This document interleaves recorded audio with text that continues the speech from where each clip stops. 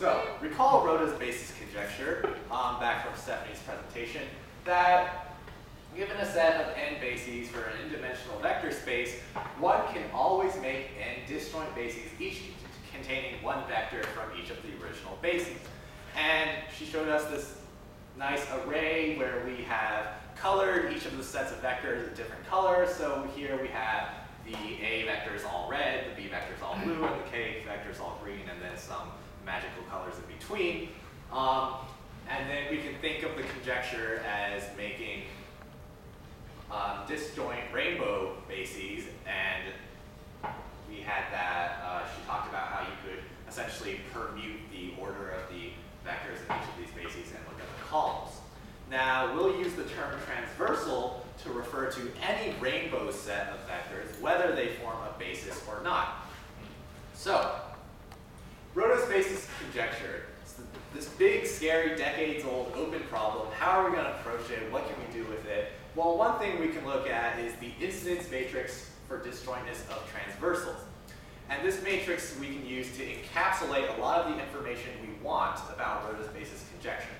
And what this matrix is, call it AN, is a matrix which has the rows and columns indexed by transversals, those rainbow sets of vectors I was talking about, of dimension n, and this matrix will have a 1 in the ijth spot if the transversal at I and the transversal at j are disjoint, and a 0 otherwise.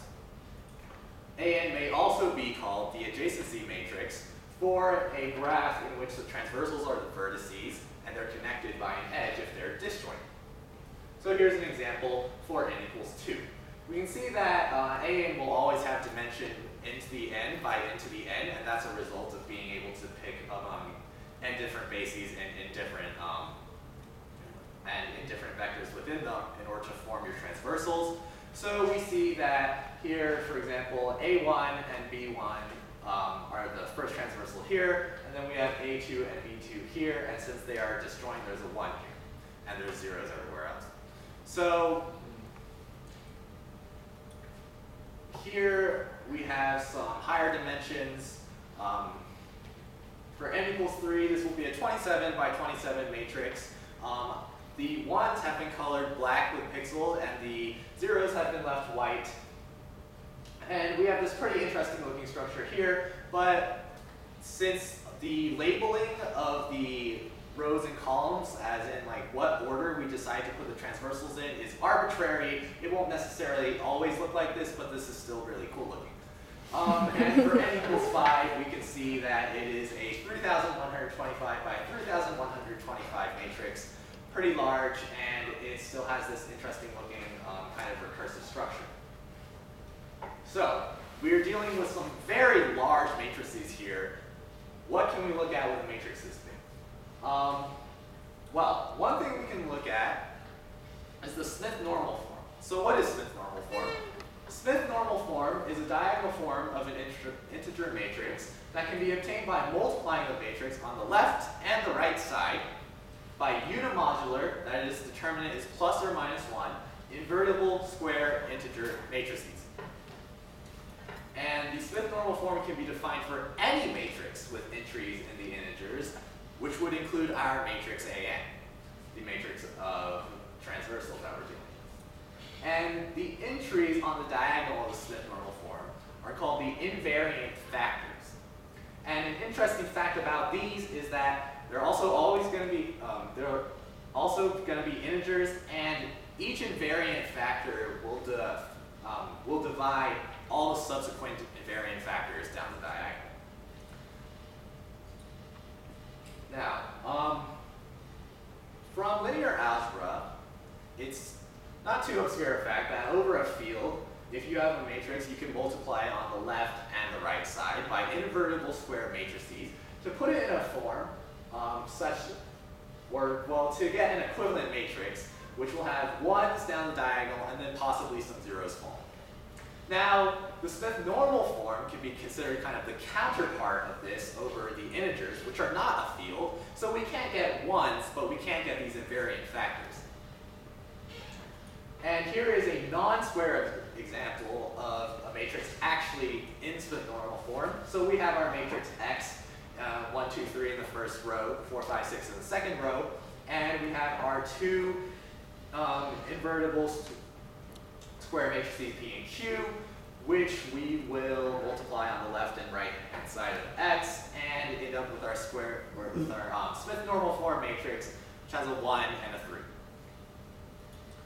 Now, why do we want to consider Smith normal form? Well, like I said, we have these really big matrices that we're dealing with, and our labeling was arbitrary.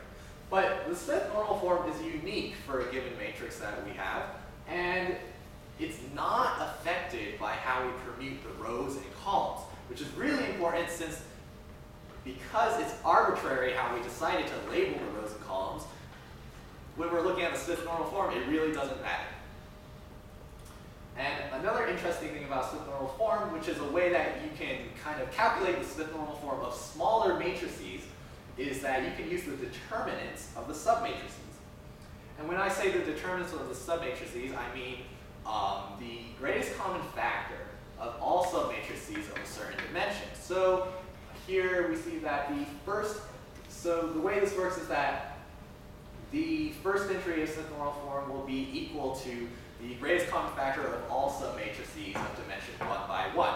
Then the product of the first two entries will be equal to the greatest common factor of all the submatrices of dimension 2 by 2, and so forth until you get that the product of all the Smith normal form entries will be equal to the determinant of the entire matrix. And we have our example matrix X again. All the 1 by 1 submatrices are just going to be the entries themselves, so clearly the greatest common factor is 1.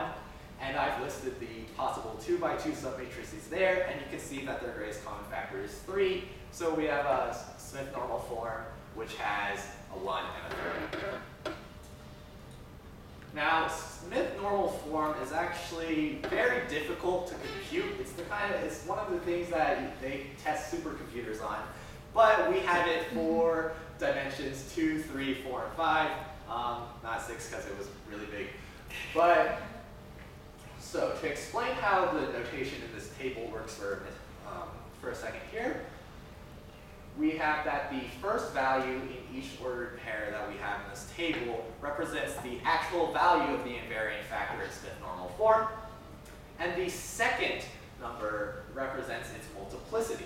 So if we bring back our favorite example matrix in Smith normal form, we have that 1 appears 1 time, so you have 1, 1, and then 3 appears 1 time, so you have 3, 1. So we have dimension 2, dimension 3, dimension 4, and dimension 5 here. And here are Smith normal form numbers. These numbers look rather suggestive, because if we look at the values of the actual invariant factors themselves, they all appear to be powers of n minus 1. So for example, for dimension 4, we have 1, 3, 9, 27, 81, which are all powers of 3, and this pattern is clear in all the other dimensions as well. But let's make it even more suggestive. Let me split up the multiplicities for dimension 2. So I've split up the 4 in dimension 2 into a 1, a 2, and a 1 now, which many of you may recognize as a row in Pascal's triangle. So that suggests to us maybe there's even more here, because we're seeing something with the multiplicities now. We have this thing about n minus 1. So what can we do with it? Well, we multiplied the entries in the pairs together, and then we decided to factor out n minus 1 to the n. And this is what we saw. So once we did that, in fact, we had the entries of Pascal triangle, the binomial coefficients left there once we did this together, and that led us to come up with this conjecture. So here is our conjecture about the Smith normal form of AN, which is our incidence matrix for the disjointness of transversals.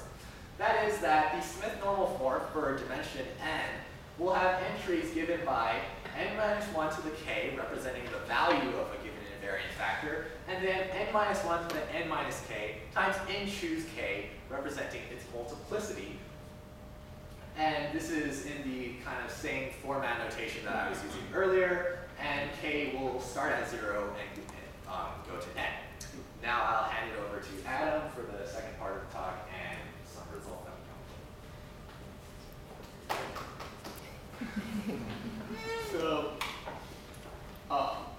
related to the Smith normal form, we investigated the eigenvalues of this matrix. If you'll recall, Xuyi mentioned that this matrix represents a graph. And so one interesting thing about the eigenvalues is that they'll tell us information about that graph. They're also related to Smith normal form in the fact that the product of all the eigenvalues, including their multiplicities, for any matrix, is equal to the product of the invariant factors, including multiplicities.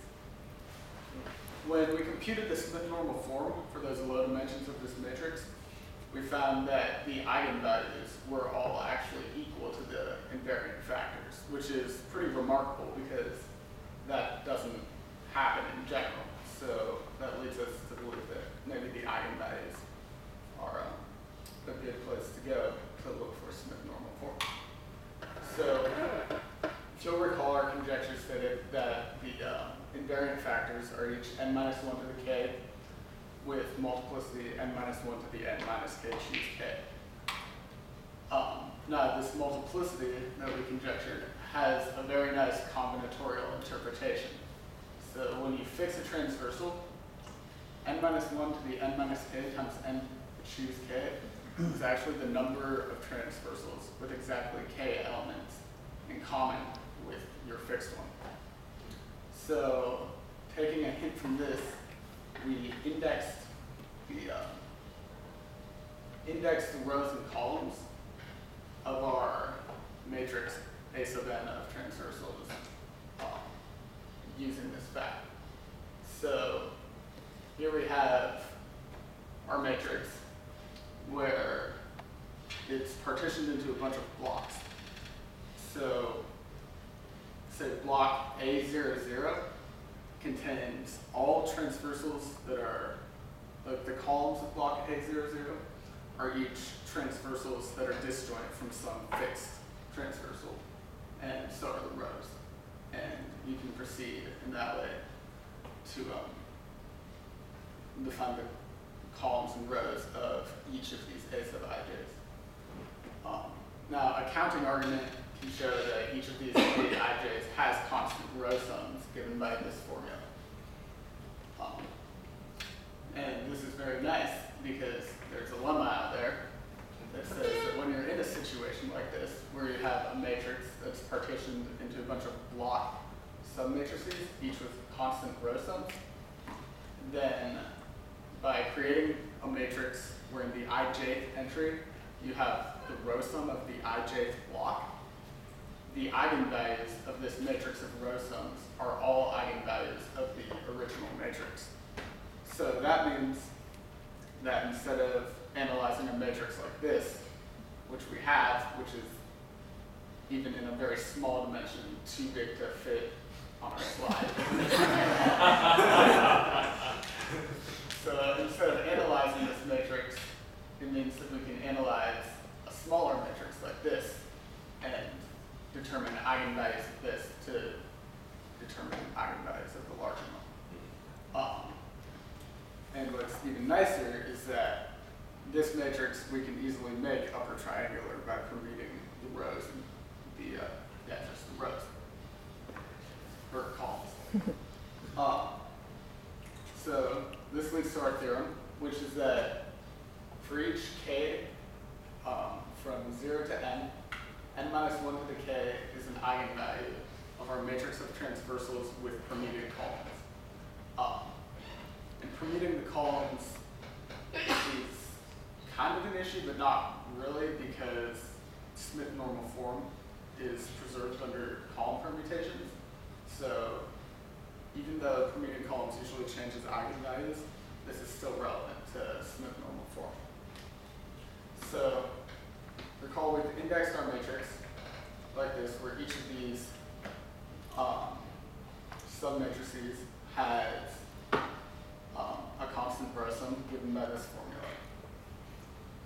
We reverse the column order completely of this matrix. So now each of these A sub ij's is now in the I n minus j position. So that means that the formula changes just slightly. Wherever we had a j, we insert an n minus j. So what this is going to do is it's going to make our matrix of row sums upper triangular. So we can just read off the eigenvalues from the diagonal. So now if I is greater than j, which would mean entries below the diagonal, then we have that this term in our formula is 0. So that means that our matrix of row sums is indeed upper triangular. And when I equals j, then each of these terms is just 1. So that means that n minus 1 to the I is an entry on the diagonal. So that means that the eigenvalues of our matrix of row sums are all n minus 1 to the I as I ranges from 0 to n. So therefore, by dilemma, that means that those are each eigenvalues of this matrix of transversals with permuted columns. So our future directions, where we'd like to go with this, we have this matrix of row sums, and it's actually not hard to show that the Smith normal form of that matrix of row sums is just a diagonal matrix. It's the same, it has the same invariant factors as it does eigenvalues. So we might be able to find a relationship there between the Smith normal form of the matrix of row sums and the Smith normal form of our matrix of transversals. We're currently working on finding how permuting the columns of A sub n affected the eigenvalues. It would be nice to have A sub n symmetric, which we lose that when we permute the columns. And we suspect that permuting the columns only changes the eigenvalues up to sign, but that has yet to be proven. And we'd also like to investigate the multiplicities of the eigenvalues, because we suspect that those are the same as the multiplicities of the invariant factors. And if they turn out to be the same, that would be a very good step in the right direction towards computing Smith normal form. So I think at the end of a day of talks, this was a fairly apt quote. So this is, nowhere in the sciences does one find as wide a gap as that between the written version of a mathematical result and the discourse that is required to understand the same result. So in that vein, I'd like to thank you very much for your attention for this whole day. And I'd like to thank our advisors, Dr. Ducey and Dr. O, for everything they've done for us this summer, our RE director, Len Van Wyk, the NSF for the funding, and Jim's Department of Mathematics for hosting this RE. Are there any questions?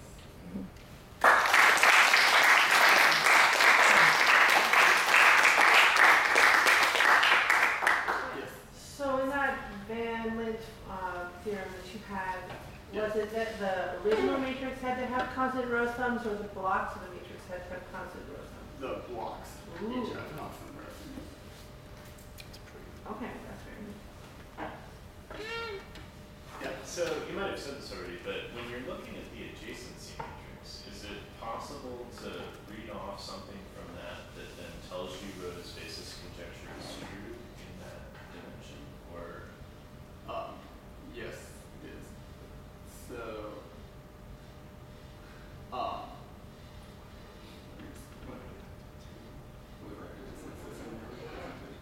Yeah, so we can get like a really simple example of dimension 2 just right off the bat, or once we get back there. So if we take the example of dimension 2, recall that these are all transversals, so they're all rainbow sets of vectors, but not all of them necessarily are bases, but all bases are transversal. Right. So if, in fact, A1 and B1 are a basis, and A2 and B2 are in fact a basis, there's a 1 here indicating that they're disjoint, so this indicates that this would be such a basis that would satisfy the condition of the conjecture for n equals 2. So this is kind of the idea of why this matrix will tell us all like information that we're interested in for Rota's basis conjecture. so it's like you just need to have a you just need to have like a one entry, or do you need some kind of more complicated structure? For n equals 2, you only need a one entry because it's such a simple case. For n equals 3, you would have to check that one transversal was disjoint to another, and then find another disjoint transversal as well. So at that point, you're kind of looking for mutually disjoint transversals. But it's also interesting that if you actually square this matrix, it also counts something interesting, which is the number of transversals that are mutually disjoint to like a given pair of transversals.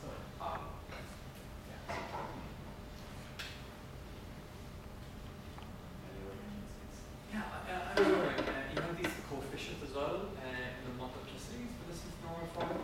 Namely, you have the row of Pascal's triangle times n minus 1 to the n. Is it n minus 1 to the n? Or sorry, yeah, the n minus. So, what other sorts of things do those count? And is there any link between, like, you know, what's another kind of, like, you know the way that, like, you know, n choose k counts, you know, selecting k objects out of n, right? But, like, you know,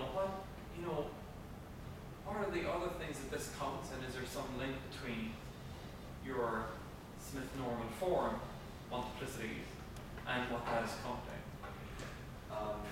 Yeah. So this is here. So you fix a transversal, Okay. and then this multiplicity counts the number of transversals that have k elements in common. Yes, I see that. So that's what led us to index the rows so that they have constant row sums. I guess I'm asking, like, are there other things? Does that make sense?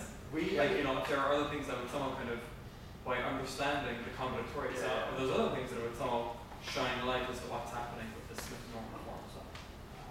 We can't. We don't have any right now, but that would be an interesting thing to look at. And another interesting thing about that, though, is that normally Smith normal form isn't kind of in this nice structure where it seems to be counting something. Normally, it's just like something completely strange, and it happens in this case that it has this nice form, or so we conjecture that it does. A good place to look would be the Sloan integer database. Choose a particular value of n, look for these patterns, and it might have information in it. Cool. Any more questions?